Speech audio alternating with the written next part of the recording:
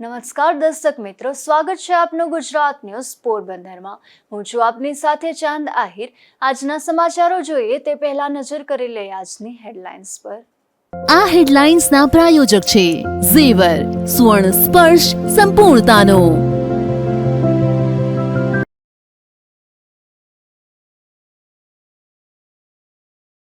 મુખ્યમંત્રી ભૂપેન્દ્રભાઈ પટેલે શ્રી માધવરાયજી મંદિર ખાતે કર્યા દર્શન। ભગવાનના શ્રી ચરણોમાં પુષ્પ અર્પણ કરી ધન્યતા અનુભવી।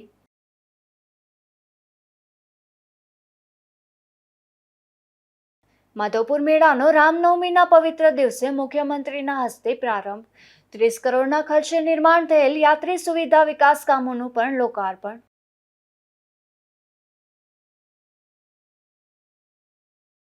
પોરબંદરમાં રામનવમીની પૂર્વ સંધ્યાએ રઘુવંશી ગૌરવ બાઇક રેલીનું આયોજન। મોટી સંખ્યામાં રઘુવંશી સમાજના ભાઈઓ બહેનોનો જયઘોષ।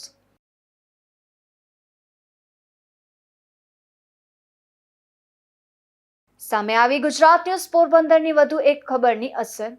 અંતે પોરબંદરની ભાવસીજી હોસ્પિટલમાં સફાઈ કાર્ય શરૂ।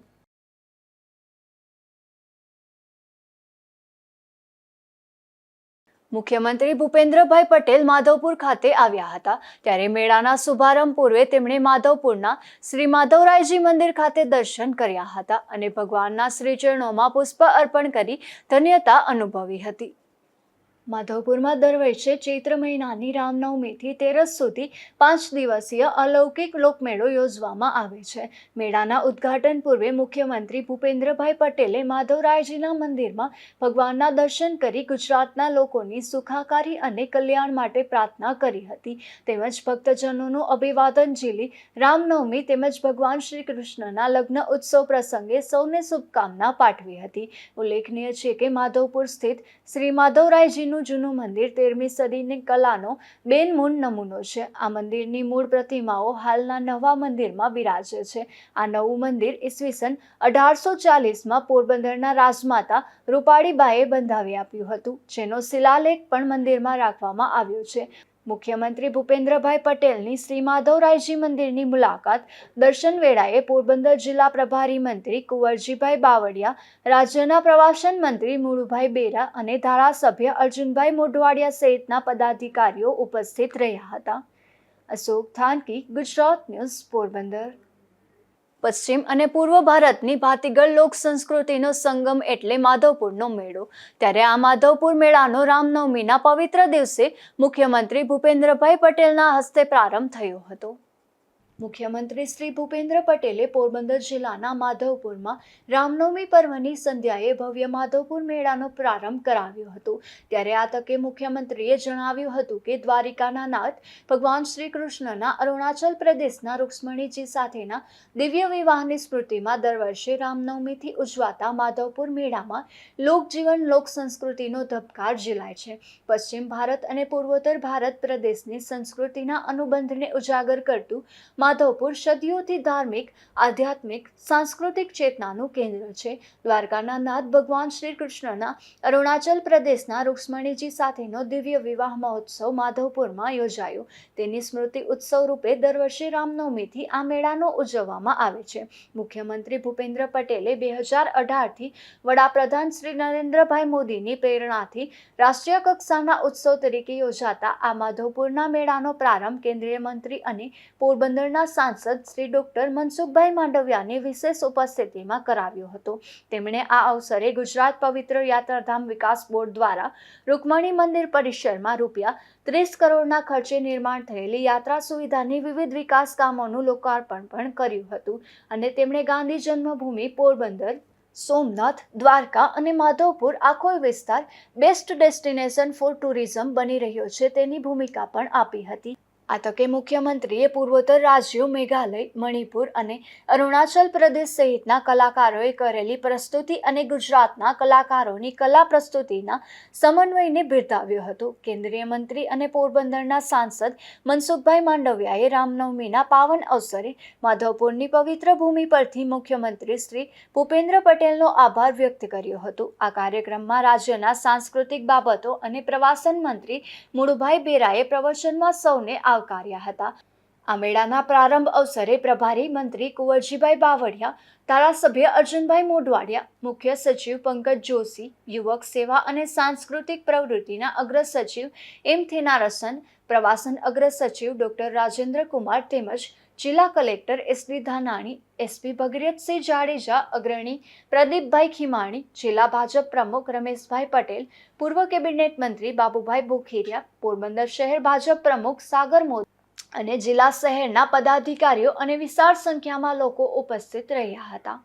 નિપુલ પોપટ સાથે અશોક થાનકી, ગુજરાત ન્યૂઝ, પોરબંદર. મુખ્યમંત્રી ભૂપેન્દ્રભાઈ પટેલે પોરબંદર નજીક આવેલ મોકર સાગર જળ પ્લાવિત ક્ષેત્રની મુલાકાત લીધી હતી. ત્યારે તેમણે માનચિત્રના માધ્યમથી સમગ્ર પ્રોજેક્ટની ઝીણવટભરી જાણકારી મેળવી હતી. ઉપરાંત દૂરબીન માધ્યમથી મોકર સાગરનો નૈસર્ગિક નજારો પણ નિહાળ્યો હતો.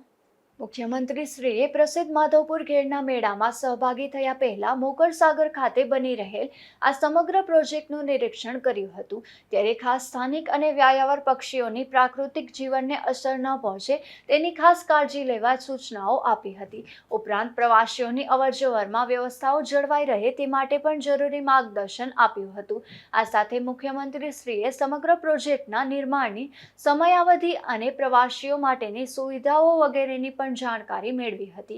મુખ્યમંત્રીને પ્રવાસન વિભાગના સચિવ રાજેન્દ્ર કુમારે નકશાના માધ્યમથી સમગ્ર પ્રોજેક્ટ મોકર સાગર જળ પ્લાવિત ક્ષેત્રની વિશેષતાઓ, પક્ષીઓના વૈવિધ્ય વિશે અવગત કર્યા હતા. મહત્વનું છે કે પ્રધાનમંત્રી નરેન્દ્રભાઈ મોદીએ લાઠી ખાતેથી મોકર સાગર જળ પ્લાવિત ક્ષેત્રની પ્રવાસન સ્થળ તરીકે વિકસાવવાના પ્રોજેક્ટનું એક ખાતમુહૂર્ત કર્યું હતું. ઉલ્લેખનીય છે કે શિયાળાની ઋતુમાં યાયાવર પક્ષીઓ મોકર સાગરના મહેમાન બને છે. સાથે જ સ્થાનિક પ્રવાસીઓનું પણ એટલું જ અહીં વૈવિધ્ય જોવા મળે છે. આ તકે પ્રવાસન મંત્રી મુરુભાઈ બેરા, મુખ્ય સચિવ પંકજ જોશી, ધારાસભ્ય અર્જુનભાઈ મોઢવાડિયા અને પૂર્વ કેબિનેટ મંત્રી બાબુભાઈ બોખીરિયા સહિતના મહાનુભાવો ઉપસ્થિત રહ્યા હતા. અશોક થાનકી, ગુજરાત ન્યૂઝ, પોરબંદર. માધવપુર ઘેડ ખાતે આયોજિત વૈભવી સાંસ્કૃતિક મેળાનો ભવ્ય પ્રારંભ થયો હતો. જેમાં પ્રથમ દિવસે ઓસામણ મેરે મંચ સંભાળ્યો અને પોતાના સુરો રેલાવ્યા હતા. ત્યારે ત્યાં ઉપસ્થિત જનમેદની ઝૂમી ઉઠી હતી.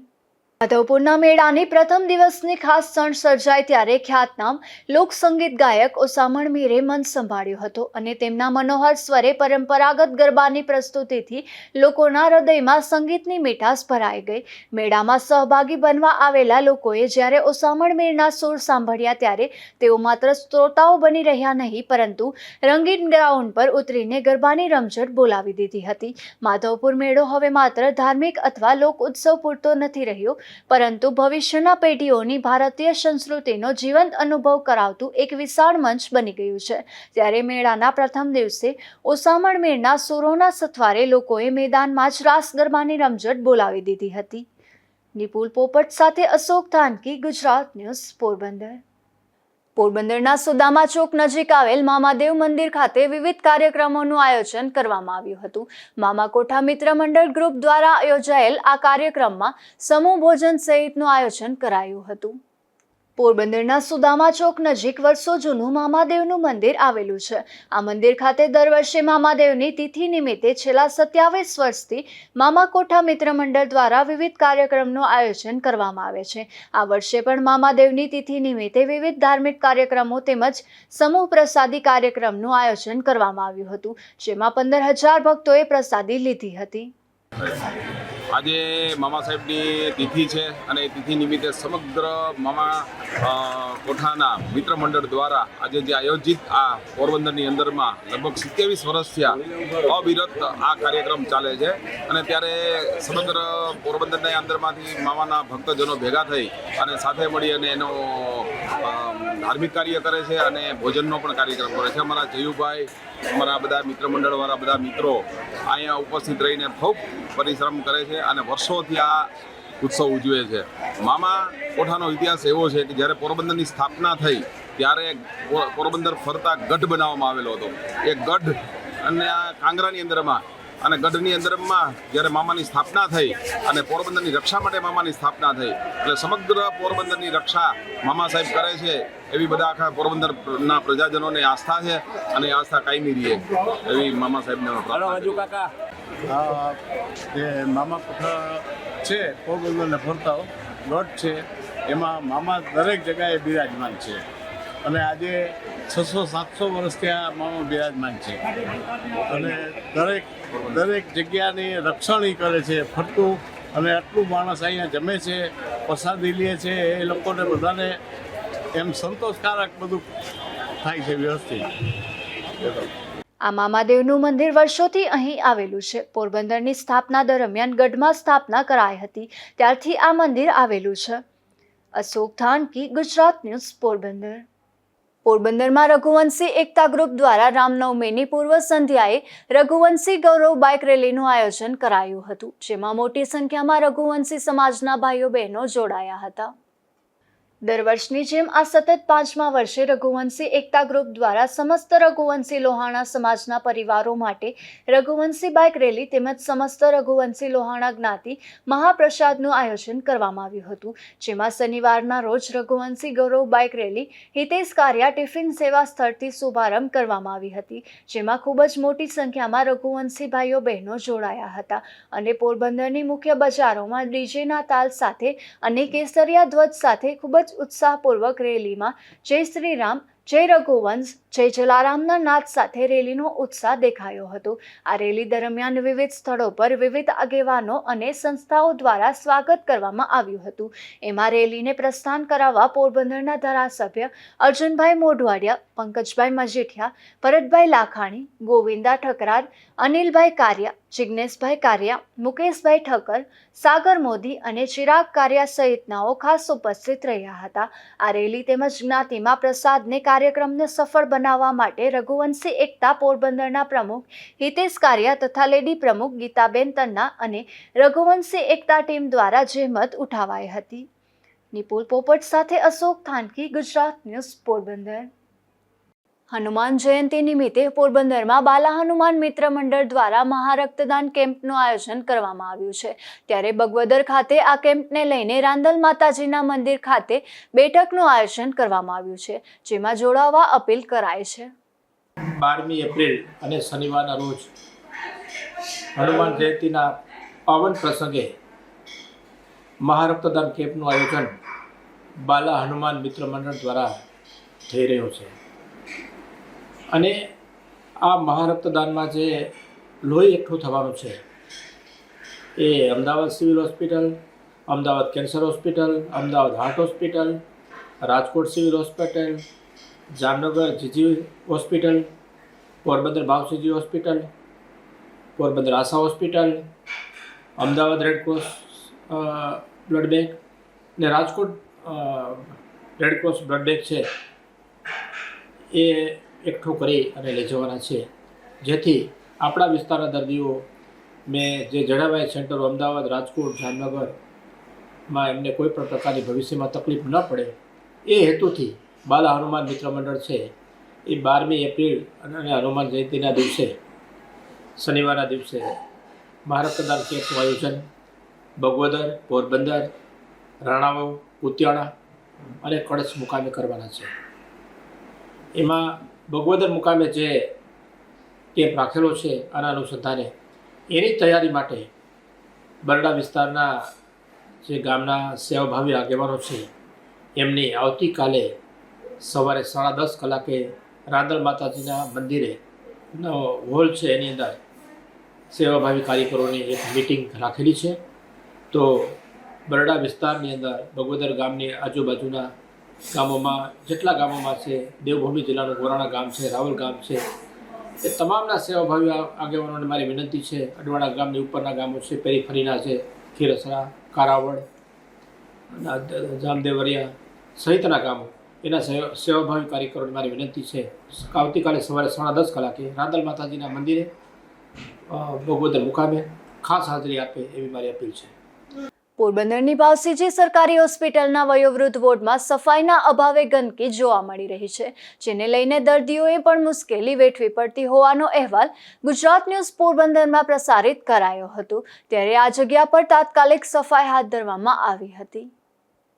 પોરબંદરની ભાવસીજી સરકારી હોસ્પિટલમાં અવારનવાર દર્દીઓને મુશ્કેલી પડી રહી છે. આ હોસ્પિટલમાં આવેલા વિવિધ વોર્ડમાં અવારનવાર ગંદકીની ફરિયાદ સામે આવે છે. ભાવસીજી સરકારી હોસ્પિટલના વયોવૃદ્ધ વોર્ડમાં બાથરૂમ સહિતના વિસ્તારોમાં બપોર સુધી સફાઈ ન થતાં દર્દીઓને મુશ્કેલી વેઠવી પડી હતી. આ વોર્ડમાં બપોર સુધી યોગ્ય સફાઈ ન થતાં ગંદકીમાં વધારો થયો હોવાનો અહેવાલ ગુજરાત ન્યૂઝ પોરબંદરમાં પ્રસારિત કરાયો હતો. ત્યારે સફાળે જાગેલા તંત્રએ આ જગ્યા ઉપર તાત્કાલિક સફાઈ હાથ ધરી હતી. અશોક થાનકી, ગુજરાત ન્યૂઝ, પોરબંદર. પોરબંદરના જ્યુબેલી 4 રસ્તા નજીક બાઇક અને ટ્રક વચ્ચે અકસ્માત સર્જાયો હતો. આ અકસ્માતમાં એક યુવાનને ઈજાઓ પહોંચતા તેમને સારવાર માટે પોરબંદરની ભાવસીજી સરકારી હોસ્પિટલમાં ખસેડવામાં આવ્યો હતો. પોરબંદરના બોખીરા વિસ્તારમાં રહેતા વિરમભાઈ લક્ષ્મણભાઈ બોખીરિયા અને તેમના પત્ની બંને બાઇક લઈને જતા હતા. ત્યારે જુબેલી 4 રસ્તે ટ્રક સાથે અકસ્માત સર્જાયો હતો. આ અકસ્માતમાં વિરમભાઈને ઈજાઓ પહોંચતા તેમને સારવાર માટે પોરબંદરની ભાવસીજી સરકારી હોસ્પિટલમાં ખસેડવામાં આવ્યા હતા. અશોક થાનકી, ગુજરાત ન્યૂઝ, પોરબંદર.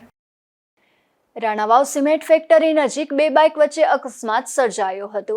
આ અકસ્માતમાં બંને બાઇકમાં સવાર 3 સભ્યોને ઈજાઓ પહોંચતા તેમને સારવાર માટે પોરબંદરની ભાવસીજી સરકારી હોસ્પિટલમાં ખસેડવામાં આવ્યા હતા. પોરબંદરની રાણાવાવ સિમેન્ટ ફેક્ટરી નજીક રહેતા ચોલારામ જમનાજી જાટ અને કાજલ ચોલારામ જાટ નામની બંને પિતા પુત્રી બાઇક લઈને જતા હતા. ત્યારે રાણાવાવ સિમેન્ટ ફેક્ટરી નજીક અન્ય બાઇક સાથે અકસ્માત સર્જાયો હતો. આ અકસ્માતમાં બંને બાઇકમાં સવાર 3 સભ્યોને ઈજાઓ પહોંચતા તેમને સારવાર માટે પોરબંદરની ભાવસીજી સરકારી હોસ્પિટલમાં ખસેડવામાં આવ્યા હતા. અશોક થાનકી, ગુજરાત ન્યૂઝ, પોરબંદર. પોરબંદરના છાયા વિસ્તારમાં રહેતા એક આધેડે તેમના ઘરે ગળે ફાંસો ખાઈ આપઘાત કરવાનો પ્રયાસ કર્યો હતો. આ ઘટના બાદ આધેડને પોરબંદરની ભાવસીજી સરકારી હોસ્પિટલમાં ખસેડવામાં આવ્યા હતા. પોરબંદરના છાયા ભીમરામ ચોક વિસ્તારમાં રહેતા જયંતિભાઈ સકરાભાઈ સિંગરખિયા નામના આધેડને ગળાનું કેન્સર હતું. ત્યારે આ કેન્સરના દુખાવાથી કંટાળી તેમના ઘરે ગળે ફાંસો ખાઈ આપઘાતનો પ્રયત્ન કરવામાં આવ્યો હતો. આ ઘટનાની જાણ પરિવારજનોને થતાં તાત્કાલિક આધેડને સારવાર માટે પોરબંદરની ભાવસીજી સરકારી હોસ્પિટલમાં ખસેડવામાં આવ્યા હતા. અશોક થાનકી, ગુજરાત ન્યૂઝ, પોરબંદર. રાણાવાવમાં શ્રી બાઈનગર સેવા સમિતિ દ્વારા શ્રીરામ જન્મોત્સવ ઉજવવામાં આવ્યો હતો. જેમાં બાઇક રેલી સહિતના કાર્યક્રમોનું આયોજન કરવામાં આવ્યું હતું. રામનવમીના પવિત્ર દિન નિમિત્તે તમામ ધર્મના લોકોએ તથા શ્રી બાઈનગર સેવા સમિતિના લોકો દ્વારા મંદિરે આરતી કરી અને બાઇક રેલી યોજી હતી, જે મેઇન બજારમાં નીકળી હતી. ત્યારે બપોરે 4 વાગે શોભાયાત્રાનું આયોજન કરવામાં આવ્યું હતું, જેમાં ધારાસભ્ય કાંધલભાઈ જાડેજાએ ખાસ હાજરી આપી હતી. આ શોભાયાત્રા શહેરના મુખ્ય માર્ગ થઈ અને રામ મંદિર પહોંચી અને શોભાયાત્રાને પૂર્ણ કરવામાં આવી હતી. આજના આ પવિત્ર રામનવમીના તહેવારમાં શહેરના તમામ ધર્મોના લોકો મોટી સંખ્યામાં હાજર રહ્યા હતા અને ભાઈચારાનો સંદેશો આપ્યો હતો. રાજુ કારાવદ્રા, ગુજરાત ન્યૂઝ, પોરબંદર. કુતિયાણાના ખાખીમઢી ખાતે રામનવમીની ધામધૂમપૂર્વક ઉજવણી કરવામાં આવી હતી. ખાસ કરીને મુસ્લિમ સમાજે ગુલાબહાર પાંદડીથી સ્વાગત કર્યું હતું. શોભાયાત્રામાં વિવિધ ટેમ્પલોની ઝાંખી નિહાળી હતી. કુતિયાણાના ભાદર કાંઠે આવેલ વર્ષો જૂનું પ્રાચીન મંદિર એટલે ખાખીમઢી તરીકે પ્રખ્યાત રામ મંદિર આવેલું છે. ત્યારે રામનવમી નિમિત્તે અહીંયા બટુક ભોજન, સત્સંગ અને રામધૂન સહિત વિવિધ કાર્યક્રમોનું આયોજન કર્યું હતું. તો ખાખીમઢીથી શોભાયાત્રા પ્રસ્થાન થઈ હતી, જે કુતિયાણાની ભીંડી બજાર, ટાવર ચોક, મેઇન બજાર, એમજી રોડ, કસ્ટમ ચોક, સરાડિયા રોડ, બાપુ નાકા અને થેપડા જાપા સહિતના અનેક વિસ્તારોમાં શોભાયાત્રા ફરી હતી. આ શોભાયાત્રામાં શ્રી રામ ભગવાનની પ્રાકૃતિક વેશભૂષા તૈયાર કરવામાં આવી હતી. તેમજ સ્વામિનારાયણના ટેમ્પલો, વિવિધ સાધુ સમાજના ટેમ્પો તેમજ ડીજેના તાલે શહેરના લોકો ઝૂમી ઉઠ્યા હતા. આ શોભાયાત્રા દરમિયાન કુતિયાણા મુસ્લિમ સમાજના આગેવાન હસનભાઈ મંસૂરી તેમજ આગેવાનો દ્વારા ફૂલહાર સ્વાગત કરવામાં આવ્યું હતું. हरि ओम रामाय रामभद्राय रामचंद्राय वदते रघुनाथाय नाथाय सीताय पते नमो नमः. ओम रामाय नमः. आज કુતિયાણા ખાતે અતિ પ્રાચીન મંદિર જે મુનિ મહારાજ દ્વારા ખાખીમઢીનું નિર્માણ કરવામાં આવ્યું છે. અતિ પ્રાચીન, કદાચ અંદાજે 400 વર્ષ પહેલાંનું છે. અને અહીં રામ જન્મોત્સવ ઉજવવામાં આવે છે.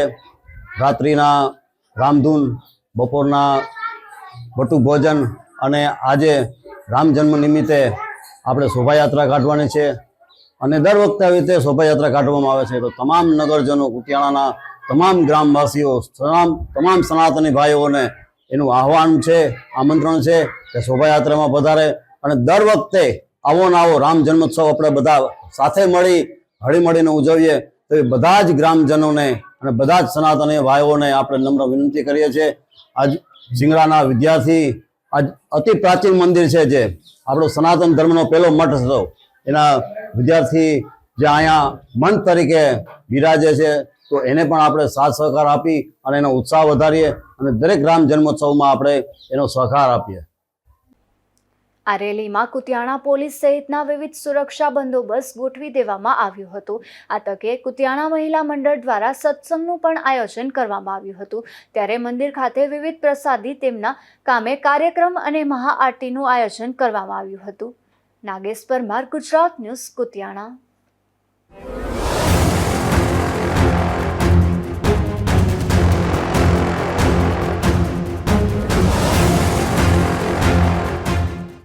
બરડા પંથકમાં દેશી દારૂની હેરાફેરી થઈ રહી છે. ત્યારે બગવદર પોલીસે દરોડો પાડી અને 2 સ્થળોએથી દેશી દારૂનો જથ્થો ઝડપી લીધો હતો.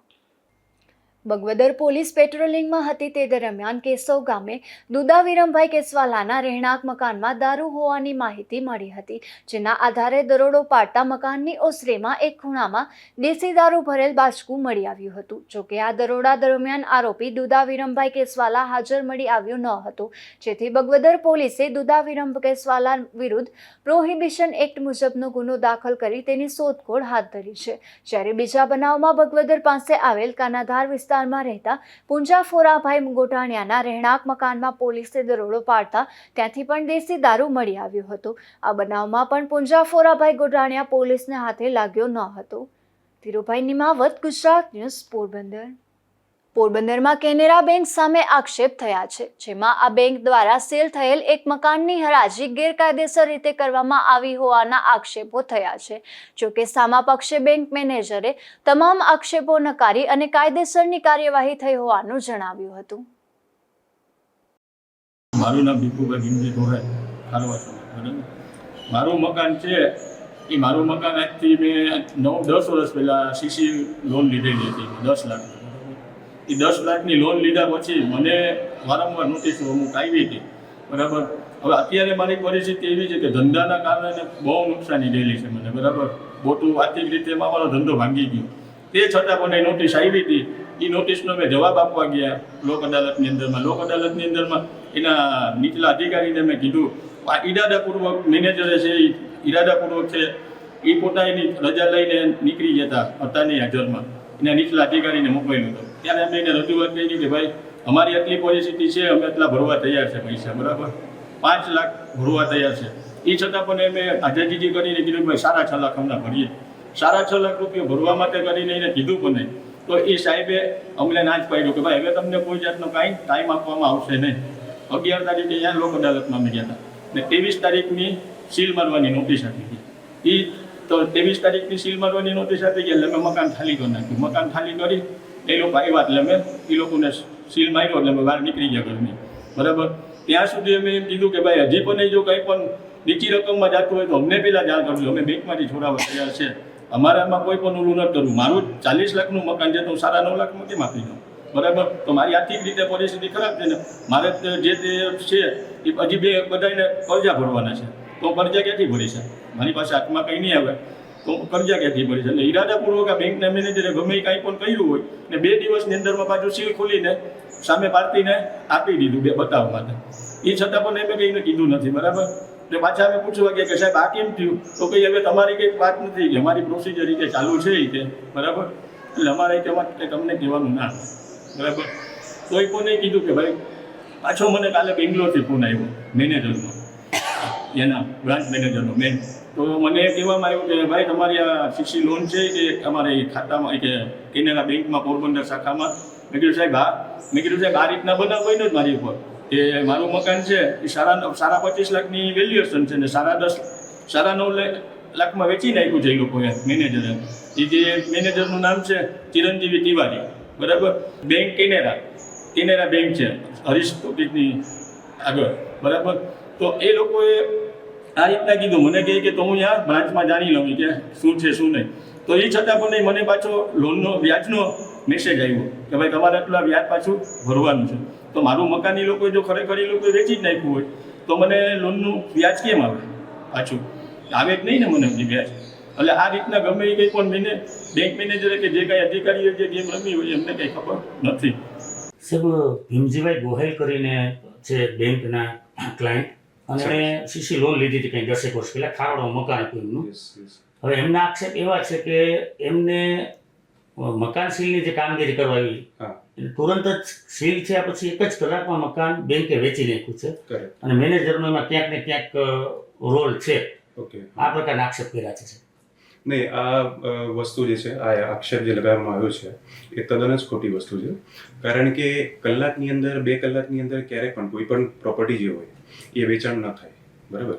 અને પ્રોપર્ટી જ્યારે પણ હરાજીમાં વેચાય એ ઓનલાઈન હરાજી થતી હોય છે, બરાબર. ઓનલાઈન ઓક્શન છે, ઓનલાઈન ઓક્શન થાય અને એમાં ટોટલ વિગત પ્રોપર્ટીની આવી જતી હોય છે. અને 23 માર્ચ 2025 એ રોજ આપણે ફિઝિકલ પોઝિશન લીધી છે, બરાબર. પણ એની ઘણા દિવસો પહેલાં ઘણા ટાઈમ પહેલાં આપણે under section 13 subsection 4 of SARFAESI act 2002, બરાબર, એની અંતર્ગત આપણે સિમ્બોલિક પોઝિશન એટલે ગુજરાતીમાં કહેવાય સાંકેતિક કબજો, બરાબર. તો સાંકેતિક કબજો પણ લીધો છે અને એના પછી જ આપણે લોકોએ હરાજી કરવાની ચાલુ કરી છે, બરાબર. એવું કહેવાનું છે કે સીલ માર્યા પછી 1 જ કલાકમાં વેચી નાખ્યું છે? નહીં, એ જ વસ્તુ કહું છું. એ આક્ષેપ તદ્દન ખોટી વસ્તુ છે. કારણ કે 25 તારીખે છે ને, 25 તારીખે હરાજી થઈ હતી, બરાબર. 25 તારીખે ઓનલાઈન હરાજી હતી. એના માટે અમે લોકોએ 1 મહિનાની પહેલા સમયમાં આપણે નોટિસ પણ મોકલેલું હતું, અને નોટિસ અમે લોકોએ શું કહેવાય પેસ્ટ પણ કરેલું એમની પ્રોપર્ટી, અને એમને પણ એક નોટિસ આપેલી હતી અમે, બરાબર, કે 25 તારીખે હરાજી થવાની છે. બીજા આક્ષેપ એવું કર્યું છે કે એના થોડા સમય પહેલા જ લોક અદાલતમાં કેસ માટે થઈ અને તારીખ હતી, એમાં એ લોકો 50% ઉપરની રકમ એટલે લગભગ 5 લાખ રૂપિયા જેવી રકમ ભરપાઈ કરવા તૈયાર હતા, છતાં પણ આપણે રકમ ન લીધી. અને મેનેજર ક્યાંક ને ક્યાંક કોઈ પાર્ટીની પર્ટિક્યુલર મકાન આપી દેવા માંગતા હતા, એટલે આ પ્રકારનો ભ્રષ્ટાચાર છે આક્ષેપ કર્યા. નહીં, એ બધી ટોટલી ખોટી વસ્તુ છે અને 100% ખોટી વસ્તુ છે. અમારી પાસે ડોક્યુમેન્ટરી એવિડન્સીસ પણ છે બધા. એમાં એવું છે કે જે પણ આ જે 50% અને 40% 60% જે રકમ તમે કહો છો, જે આક્ષેપ લગાવવામાં આવ્યું છે, બરાબર, એ પણ ખોટી વસ્તુ છે, બરાબર. એ પણ ખોટી વસ્તુ છે. બીજી વસ્તુ કહું, જ્યારે લોક અદાલતમાં જ્યારે પણ સેટલમેન્ટની વાત થાય અથવા ક્લોઝરની વાત થાય, તો એમાં જ્યારે બેંકને અથવા જે અધિકારી હોય એમને કબૂલ હોય તો જ અમે લોકો આગળ વધતા હોઈએ. અમે લોકો એટલે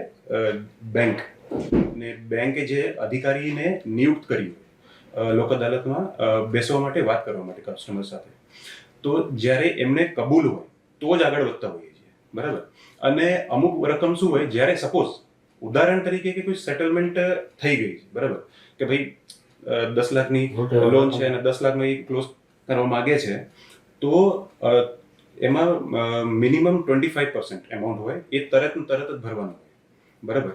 તો ત્યારે સપોઝ એવું હોત, આ લોક અદાલતમાં હું હતો નહીં, હું રજા પર હતો, પણ હા, જે મારી પાસે જે સૂચના છે, ઇન્ફોર્મેશન છે, એના મુજબ હું કહું છું કે એમણે કોઈ પણ રકમ ભરવા માટે તૈયાર નહોતા. અને વાત સેટલમેન્ટની કદાચ થઈ હોય, બરાબર, તો સેટલમેન્ટની વાત થઈ પણ એમાં મિનિમમ 25% રકમ તમે નહીં ભરો તો ત્યાં સુધી સેટલમેન્ટનો એગ્રીમેન્ટ થાય જ નહીં. એ લોકો તો 50% ઉપર રકમ છે, 9.5 લાખની લોન હતી, એમાંથી 5 લાખ ભરવા તૈયાર હતા. હા, ના, ખોટી વસ્તુ છે, એકદમ ખોટી વસ્તુ છે. બીજો આક્ષેપ એક છેલ્લો એ કર્યો છે કે જે ઓપ્શન કરવામાં આવ્યું છે તો ઇલીગલ ઓપ્શન કરવામાં આવ્યું છે એવો આક્ષેપ છે, અને એ ઓપ્શનમાં પણ એમની લોનની જે એમાઉન્ટ હતી 12,50,000 સમથિંગ હતી. સરસ. હા, પણ બેંકે જે ઓપ્શન કર્યું છે લગભગ 9 કે 9.5 લાખમાં કરી નાખ્યું છે, એટલે આ ઓપ્શનમાં બેંકને પણ નુકસાન થાય એ પ્રકારનું કામ મેનેજર કર્યું છે. ના, એ પણ ખોટી વસ્તુ છે. એની એક પ્રોસિજર હોય, પ્રક્રિયા હોય. જ્યારે 12.5 લાખની જ્યારે આઉટસ્ટેન્ડિંગ હોય ને, એકચ્યુઅલી આઉટસ્ટેન્ડિંગ પ્રમાણેની પ્રોપર્ટી જે હોય, પ્રોપર્ટીની વેલ્યુ, એના પ્રમાણે આપણે લોકો ઓપ્શનમાં રકમ મૂકતા હોઈએ, બરાબર. તો સપોઝ અમે લોકોએ લગભગ 3 કે 4 ઓપ્શનથી 4 વખત ઓલરેડી કરી દીધું છે, બરાબર. આ એક પોઈન્ટ છે. 3 થી 4 વખત ઓનલાઈન હરાજી ઓલરેડી કરી દીધું છે. અને અમે લોકો જે ફર્સ્ટ જે હરાજી કરી હતી ને, એ મને યાદ છે જે 12,51,000 કે 12,50,000 એ રકમ હતી, ત્યારથી અમે લોકોએ ચાલુ કર્યું, સમજ્યા. તો છેલ્લે હવે જે રકમ સુધી પહોંચ્યા છીએ એ હતું 9,51,000 અને 9,51,000 અમે લોકો સેલ સર્ટિફિકેટ આપી એ ટોટલ પ્રક્રિયાની અંડર જ કરી.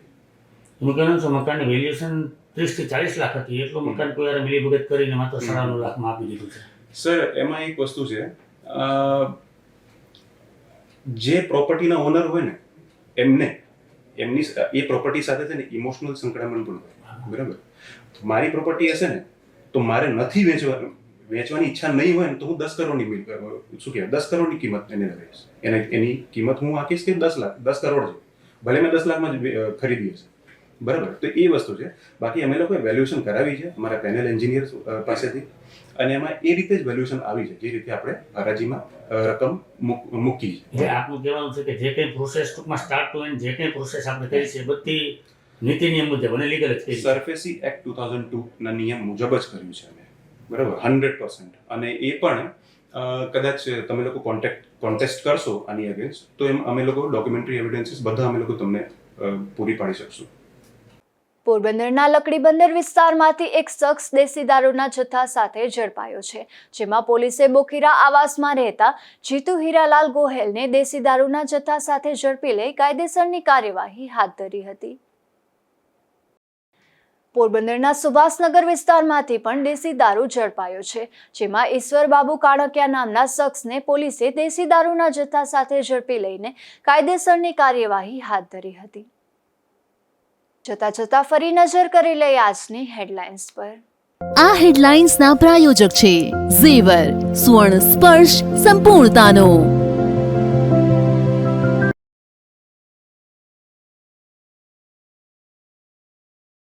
મુખ્યમંત્રી ભૂપેન્દ્રભાઈ પટેલે શ્રી માધવરાયજી મંદિર ખાતે કર્યા દર્શન.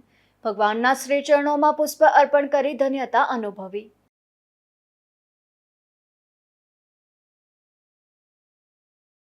માધવપુર મેળાનો રામનવમીના પવિત્ર દિવસે મુખ્યમંત્રીના હસ્તે પ્રારંભ.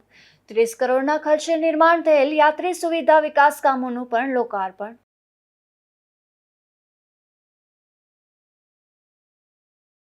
પોરબંદરમાં રામનવમીની પૂર્વ સંધ્યાએ રઘુવંશી ગૌરવ બાઇક રેલીનું આયોજન.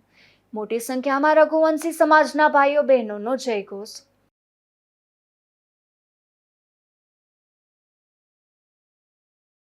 સામે આવી ગુજરાત ન્યૂઝ પોરબંદરની વધુ એક ખબરની અસર.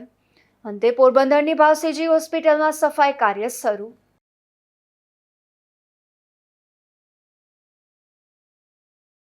ફરી મળીશું આવતીકાલે આ જ સમયે નવા સમાચારો સાથે. ત્યાં સુધી મને રજા આપશો. નમસ્કાર.